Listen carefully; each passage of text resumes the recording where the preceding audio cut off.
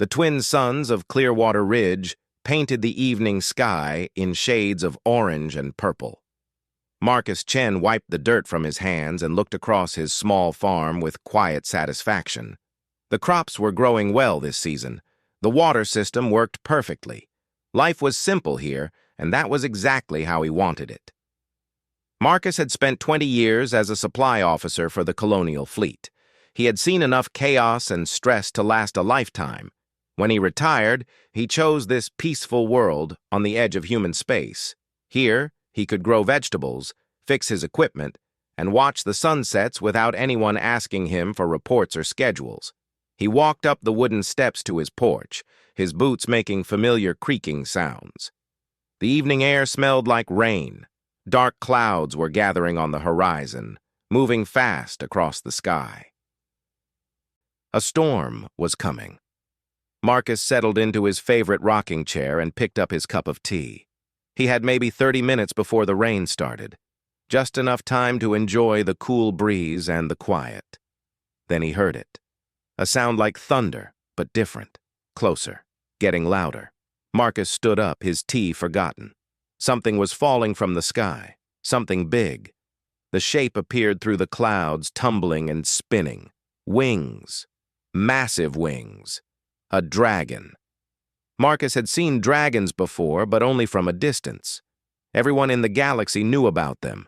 The draconic sovereignty controlled 3 whole sectors of space. Dragons were warriors, proud and powerful.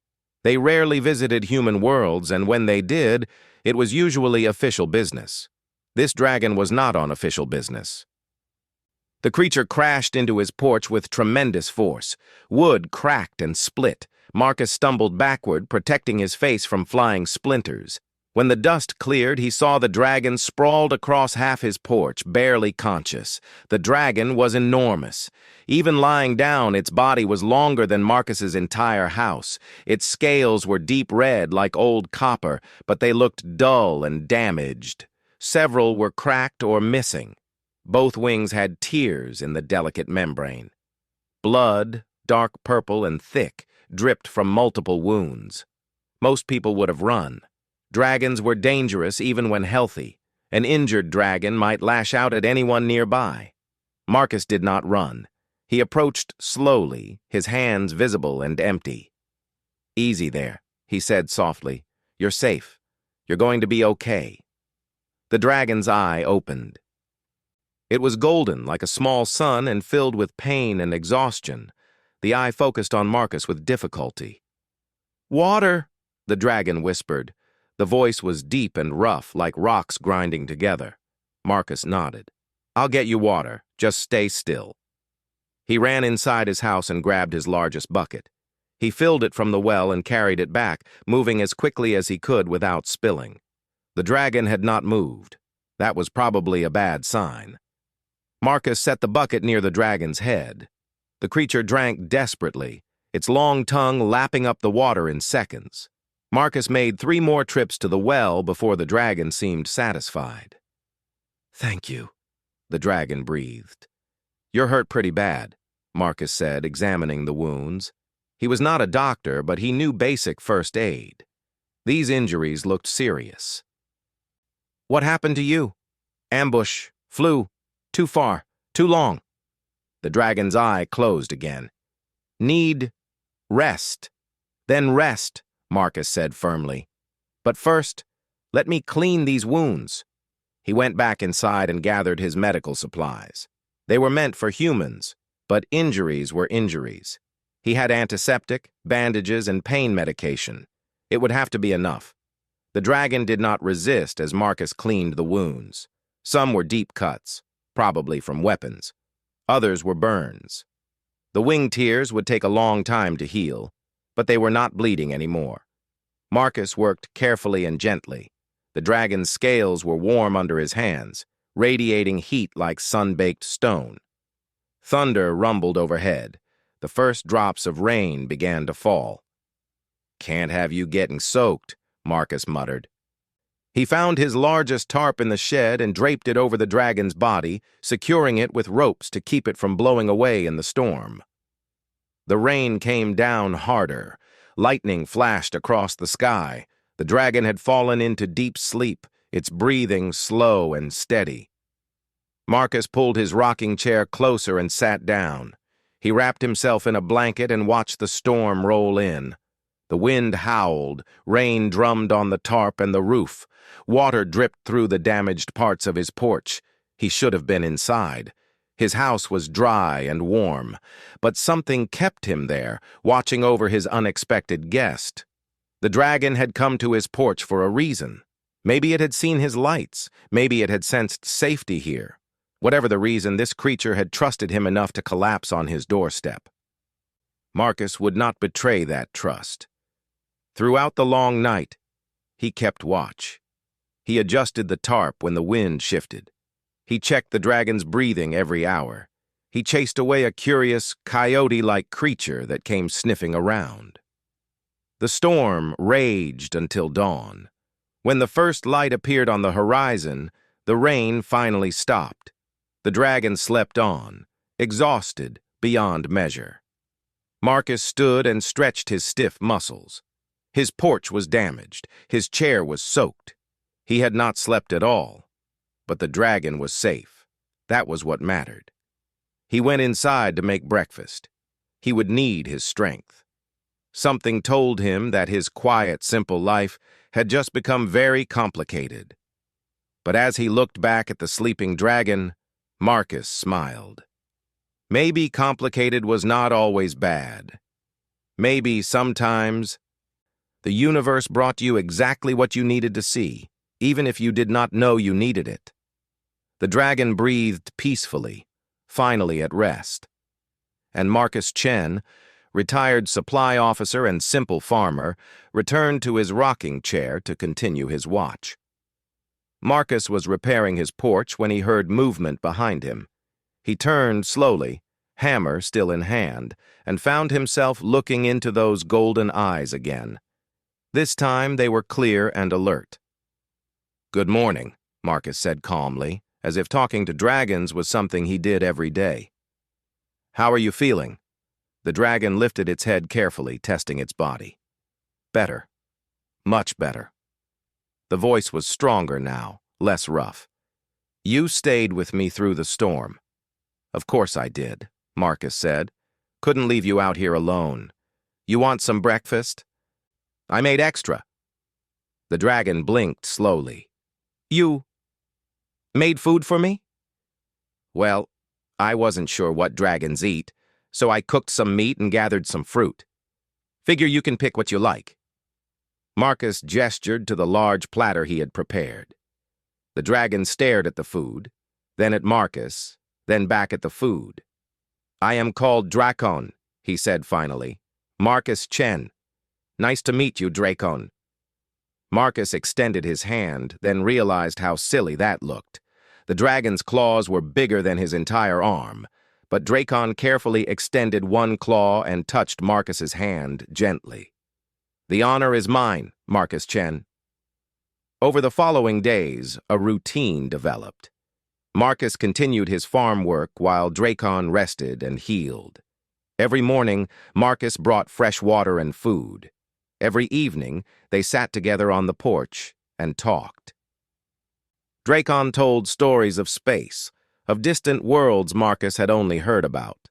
He spoke of battles and negotiations, of politics and peace treaties, but he never mentioned his rank or position. To Marcus, he was simply Dracon, a traveler who needed help. Marcus shared his own stories. He talked about his years in the colonial fleet, about learning to grow crops, about why he chose this quiet life. He played music from his old collection, soft melodies that seemed to soothe Dracon. "Your kindness is unusual," Dracon said one evening. "In my culture, everything must be earned. Strength earns respect, victory earns honor, power earns loyalty. But you ask for nothing." Marcus shrugged. "Don't see why I should. You needed help. I could give it. That's enough. But I could be dangerous. I could be a criminal. You knew nothing about me." "True," Marcus agreed. "But I figured if you were dangerous, you would have hurt me already. And if you were a criminal, well, Seems like you paid for it already with those wounds. He paused. Every creature deserves kindness, Dracon. Doesn't matter if they're human, dragon, or something else entirely. We're all just trying to make our way through life. Dracon fell silent, thinking deeply about those words. What Marcus did not know was that far away, chaos was growing.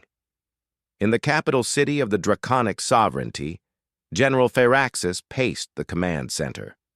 Screens covered every wall, showing search patterns across dozens of star systems. Hundreds of ships searched desperately for their missing leader. "Still nothing?"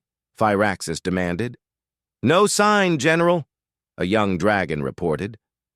"We have searched every system along his projected route. Supreme Sky Marshal Draconius has been missing for 9 days. Firaxis growled low in his throat. 9 days. The longest their marshal had ever been out of contact. The Council of Claws was meeting constantly now, and not all the discussions were loyal. 3 powerful warlords had begun positioning themselves for power. Skorath controlled the eastern fleets. Vermithrax commanded the trade routes. Talonrend had the support of the oldest dragon families. Each one whispered that perhaps the marshal was dead. Each one suggested they should take command. "Keep searching," Firaxis ordered. "Expand the search grid. Check every inhabited world, every space station, every asteroid base." "General, that will take weeks. The political situation—" "I know the political situation," Firaxis snapped. "Which is exactly why we must find him. Now!" Back on Clearwater Ridge, Marcus and Dracon sat watching the sunset. The dragon's wings were healing well. The cuts had closed. Color was returning to his scales. "You will be able to fly soon," Marcus observed. "Yes," Dracon said quietly. "Soon I must leave. I have responsibilities I have neglected too long." "Important job?" Marcus asked. "You could say that." Dracon hesitated. "Marcus, I must ask you something. Why do humans do this? Help others without expecting anything in return? We dragons find this concept difficult to understand." Marcus thought carefully. "I think it's because we know what it feels like to need help. Every human has been lost or hurt or scared at some point. When we see someone else in that situation, we remember, and we think, I hope someone would help me too." "So it is self-interest after all," Dracon said. "No," Marcus corrected gently. "It's empathy. There's a difference. I don't help you because I expect you to help me someday. I help you because I understand pain, and I don't want anyone to suffer if I can prevent it. Even if I never see you again after you leave, even if you forget my name completely, I would still be glad I helped." Dracon looked at Marcus with new understanding. "Humans are more complex than we give you credit for." "We're just people," Marcus said. "Same as you, really. Different shapes, same hearts." That night, Dracon made a decision. He would tell Marcus the truth tomorrow. The human deserved to know who he had sheltered. And Dracon needed to return home before his sovereignty tore itself apart. But for now, he sat peacefully on the porch, listening to Marcus's music and watching the stars. Far above, a draconic scout ship passed through the system on routine patrol. They scanned the colony world below, but found nothing unusual. Just human farmers living quiet lives. They moved on, never knowing how close they had come. The next morning would change everything. It was a deep humming that made his windows rattle and his chest vibrate. He stumbled out of bed and looked through his window. His mouth fell open. A massive ship hung in the sky above his farm. It was larger than anything he had ever seen, dark metal shaped like a sleeping dragon with wings spread wide. Smaller ships circled around it like birds protecting their nest. "What in the world?" Marcus whispered. He rushed outside. Dracon was already awake, standing tall on the porch. His wounds were almost completely healed now. He looked up at the ship with an expression Marcus could not read. "Dracon, what's happening?" Marcus asked. Before the dragon could answer, dozens of shapes descended from the sky. Dragons. Warrior dragons wearing armor that gleamed in the morning sun. They landed in a circle around Marcus's farm, their weapons ready. One dragon, larger than the others, and wearing a commander's insignia, stepped forward. His scales were black as midnight, and his eyes blazed with urgency. "Supreme Sky Marshal!" the black dragon called out. "We have finally found you!" Marcus froze. Supreme Sky Marshal? The black dragon continued, his voice filled with relief. "The entire sovereignty has been searching for you, Marshal Draconius Stormwing. The council feared the worst. We must return immediately. There is a crisis." "Wait!" Marcus interrupted, his brain struggling to process what he was hearing. "Marshal, Draconius, but you said your name was Dracon." The dragon he had been caring for turned to face him. "Dracon is my personal name. Draconius Stormwing is my title and family name. I was going to tell you today, Marcus." "You're their leader?" Marcus asked slowly. "The Supreme Sky Marshal? The greatest military commander in 3 sectors?" "Yes," Draconius admitted quietly. The black dragon stepped closer, his eyes suspicious as he looked at Marcus. "Human, step away from the Marshal. We do not know what has happened here or what your intentions are." "My intentions?" Marcus said. Confused. "I just helped him. He was hurt." "General Firaxis," Draconius said firmly, "stand down. This human saved my life. He is not a threat." Firaxis did not look convinced, but he obeyed. "Marshal, we must leave immediately. 3 warlords have declared themselves candidates for your position. Skorath, Vermithrax, and Talonrend have divided the fleet. Civil war threatens to break out within days." Draconius's expression darkened. "How long have I been gone?" 12 days, Marshal. The longest you have ever been out of contact. Some believe you are dead. Others think you were captured. The sovereignty is fracturing without your leadership." Marcus felt a cold weight in his stomach. 12 days. The dragon who had been sleeping on his porch, sharing meals and stories, was responsible for keeping peace across entire star systems.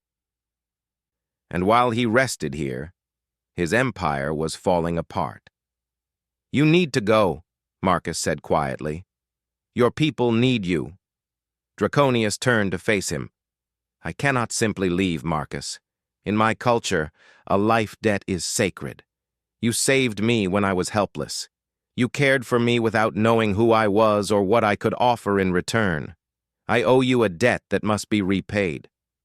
"You don't owe me anything," Marcus protested. "By dragon law, I do."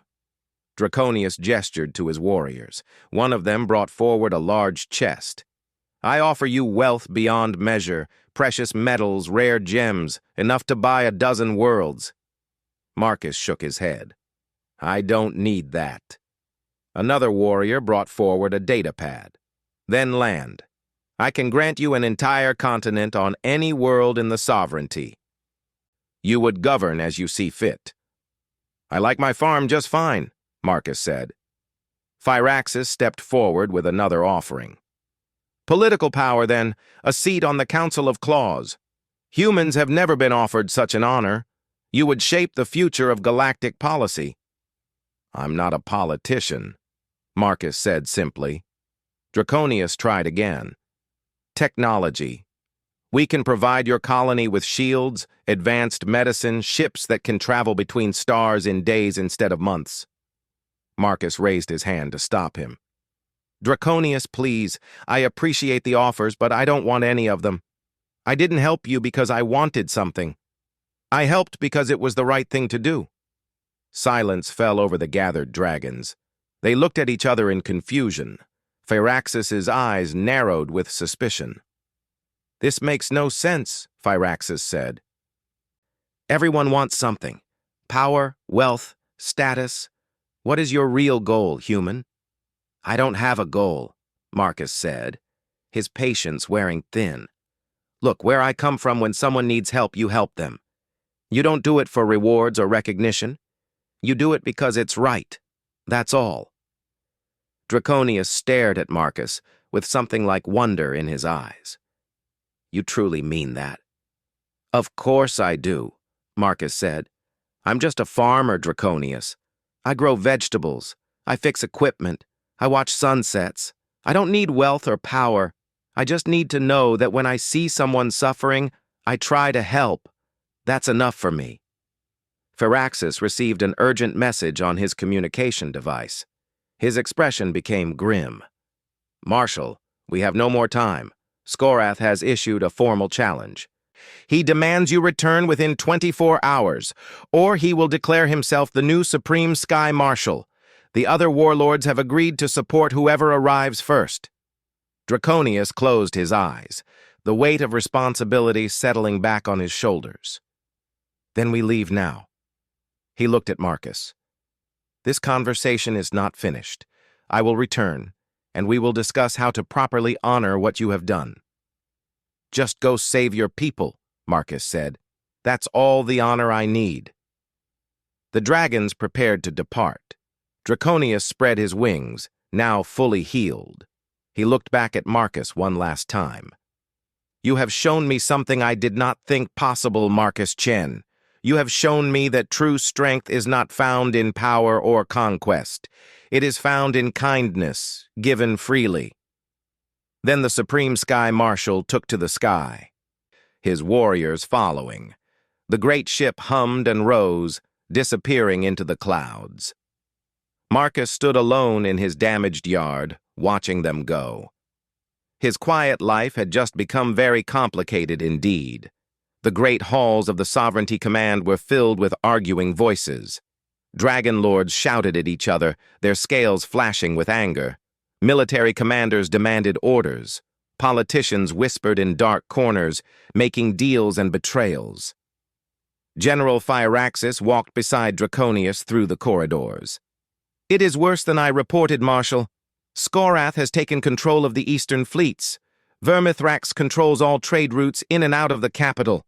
Talonrend has convinced the oldest families that you have abandoned your duty. Have I? Draconius asked quietly. Firaxis stopped walking. Marshal, I disappeared for 12 days. I left my post. I put my personal recovery above my responsibilities. Perhaps they are right to question my leadership. You were injured and exhausted, Firaxis protested. Any warrior would have done the same. Any warrior, yes. But I am not just any warrior. I am the Supreme Sky Marshal. My people depend on me. Draconius paused. And yet, those 12 days taught me something I had forgotten. Something important. Before Firaxis could respond, they entered the Grand Council chamber. 3 massive dragons waited there, each surrounded by their loyal followers. Skorath was a red dragon, larger than Draconius, with scars covering his body from countless battles. So he finally returns, Skorath sneered. Tell us, Draconius, where were you while your sovereignty fell apart? Vermithrax, a silver dragon whose scales gleamed like polished metal, spoke next. We sent search parties across 50 systems. We found no trace of you. Some of us began to think you had simply run away. Talonrend, ancient and wise with golden scales dulled by age, shook his head sadly. I supported your leadership for 20 years, Draconius, but a leader who abandons his post in crisis cannot be trusted. Draconius stood before them calmly. I was injured in an ambush. I flew to the nearest safe world and received help from a human colonist. He cared for me until I recovered. A human? Skorath laughed. The great Sky Marshal saved by a weak human? This is the leader we are supposed to follow? That human showed more honor than you have in your entire life, Skorath, Draconius said coldly. Skorath's eyes blazed. Do you dare insult me? I challenge you, Draconius. Trial by combat. Let us see who is truly worthy to lead. The chamber erupted in shouts. Some supported Skorath. Others called for order. The sovereignty was tearing itself apart. Draconius raised his voice above the chaos. "Enough! I will not fight to prove my worth. If you doubt my leadership, then we will resolve this another way." "What way?" Vermithrax asked suspiciously. "I propose a grand conclave. All four of us will meet at neutral ground. We will present our visions for the sovereignty's future. Then the fleet will decide who should lead." "A vote?" Talonren said, surprised. "Dragons do not vote for their leaders. We determine leadership through strength." "And where has that gotten us?" Draconius challenged. "We stand on the edge of civil war. Our fleets point weapons at each other. Our people are divided. Perhaps it is time we tried something different." Skorath snorted. "You have grown weak, Draconius. That human infected you with their soft ideas." "No," Draconius said firmly. "That human taught me that true strength is not about domination. It is about knowing when to fight and when to seek a better path." The three warlords discussed among themselves. Finally, Talonren spoke. "We agree to your conclave. But know this, Draconius. If you cannot convince the fleet that you are still fit to lead, you must step down without resistance." "Agreed," Draconius said. Meanwhile, on Clearwater Ridge, Marcus received an urgent message on his communication terminal. The message was from the Sovereignty. Draconius requested his presence at the Grand Conclave as an honored witness. Marcus read the message 3 times, not believing it. "They want me to come? To some big dragon political meeting?" His neighbor, Sarah Martinez, stood beside him reading over his shoulder. "You have to go, Marcus. This is history in the making." "I don't belong there," Marcus protested. "I'm just a farmer. What do I know about dragon politics?" "You know enough to save their leader's life," Sarah pointed out. "And apparently he thinks your presence matters. Don't you think you should find out why?" Marcus looked up at the sky, remembering Draconius flying away. The dragon had said their conversation was not finished. Perhaps this was why. "All right," Marcus said with a sigh. "I'll go. But I'm not making any speeches or anything like that." 2 days later, Marcus found himself on a transport ship heading to a neutral moon. The ship was filled with dragon dignitaries, all of whom stared at him with curiosity and suspicion. He was the only human on board. When they arrived, Marcus saw thousands of dragons gathered in an enormous natural amphitheater. Ships filled the sky above. This was the entire draconic fleet, assembled to witness the conclave. General Phyraxis met Marcus at the landing pad. "The Marshal has been asking for you. Come, I will take you to him." They walked through crowds of dragons who parted to let them pass. Marcus felt very small and very out of place. He found Draconius in a preparation chamber, looking out at the gathered fleet. The dragon turned when Marcus entered. "You came," Draconius said, relief evident in his voice.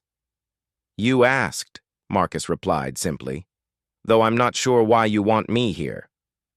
"Because you represent something these warlords have forgotten," Draconius said. "You represent the kind of leadership we need. Not leadership through fear or force, but leadership through compassion and wisdom." "I'm not a leader," Marcus said. "I'm just a farmer who helped someone in need." "Exactly," Draconius said. "And today, I am going to show my people that sometimes that is the greatest kind of strength." Outside, the horns sounded. The grand conclave was about to begin. The amphitheater fell silent as the 4 dragons took their positions in the center. Thousands of eyes watched from every direction. The future of the draconic sovereignty would be decided here, today. Talonren, as the eldest, spoke first. "We gather for the grand conclave.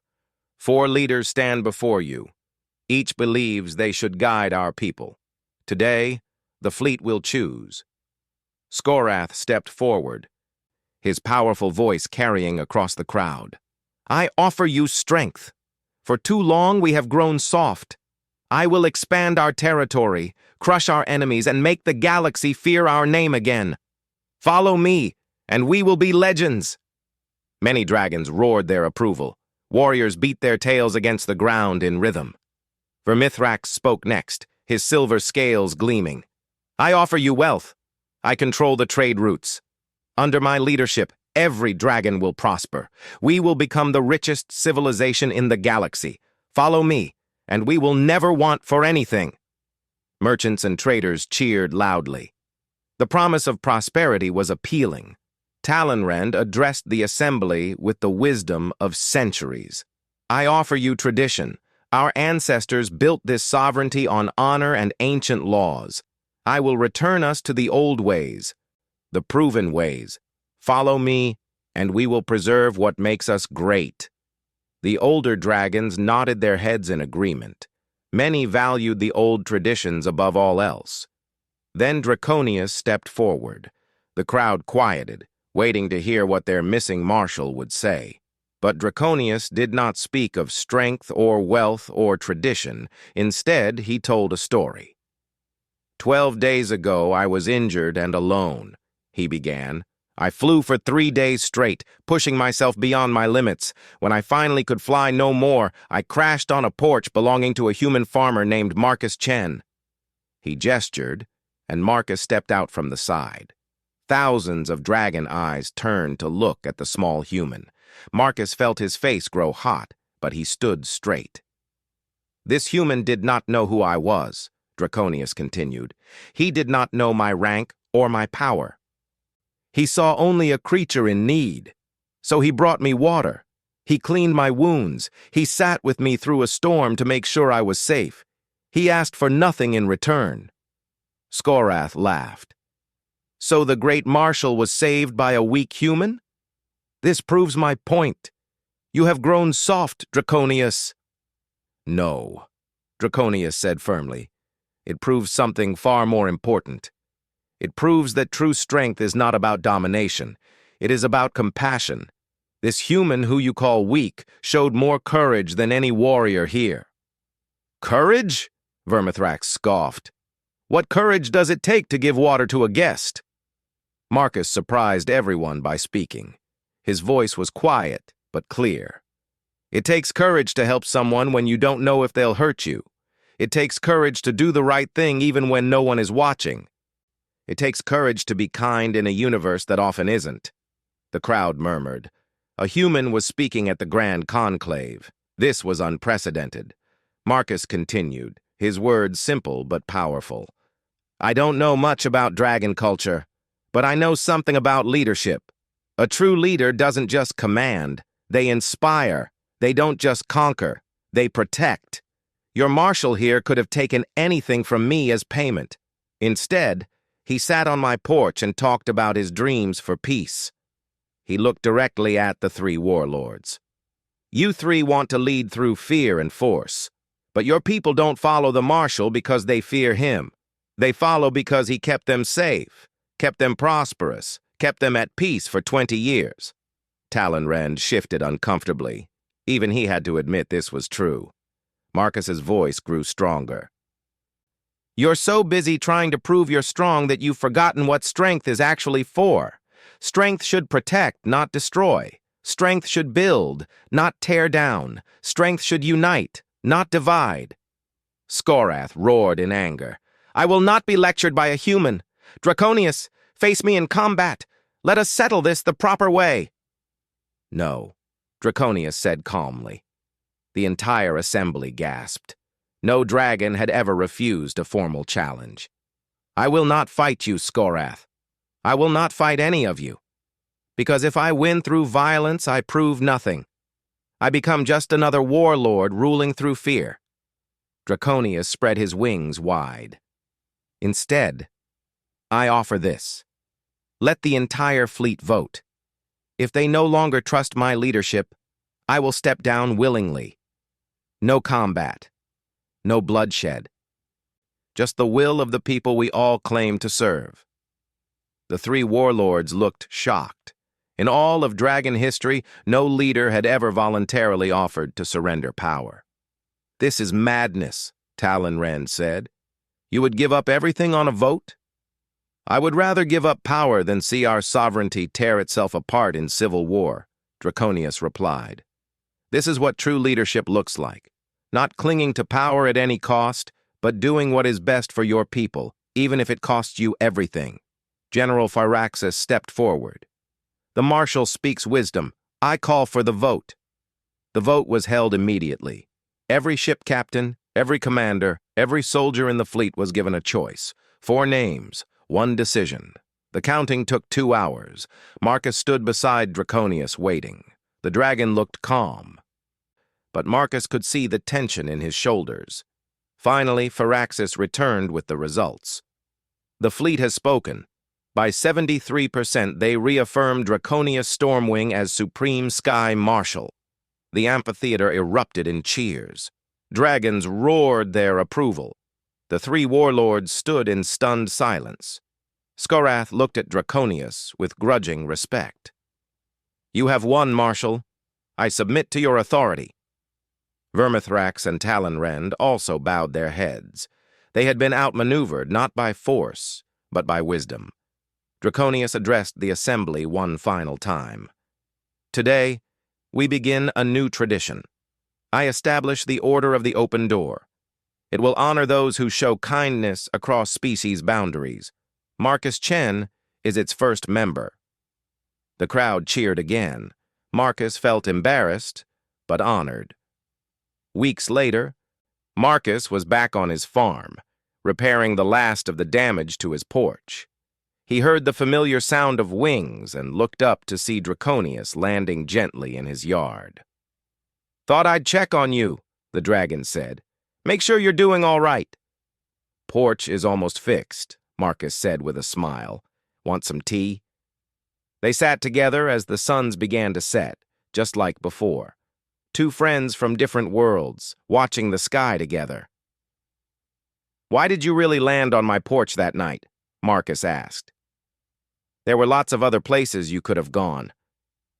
Draconius thought for a moment. I saw your lights on. Something about them felt safe. I suppose even the greatest leaders sometimes just need a place to rest. Marcus nodded. Well, the porch is always open. And in that simple moment, the bond between 2 civilizations grew stronger. Not through treaties written by politicians, not through trade agreements made by merchants, but through friendship, respect, and the understanding that kindness is a language everyone can speak. The stars came out above Clearwater Ridge, and 2 friends sat together in comfortable silence, watching the universe turn. Some bonds, Marcus thought, are stronger than steel.